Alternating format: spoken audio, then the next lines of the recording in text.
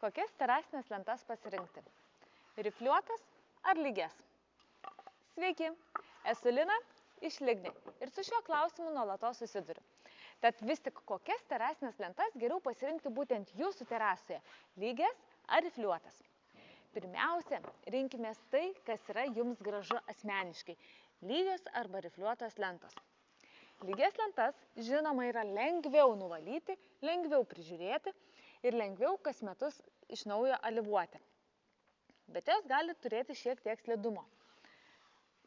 Rifliuotas terasinės lentas patartina rinktis tais atvejais, kur yra didesnė paslidinimo tikimybė.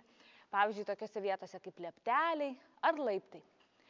Žinoma, šitose rėveliuose gali kauptis purvas.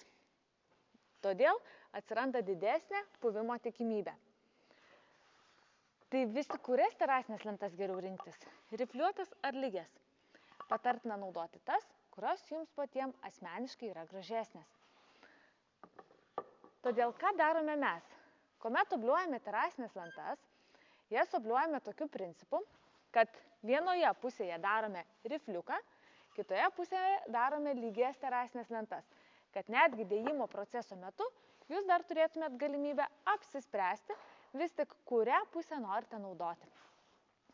Na, o jei dar galvojate tik tai apie savo terasą ir jūs žavi šiaurinės eglės mediena, kurios rievės yra tankios, o šakutės mažos, visada galite kreiptis į mane.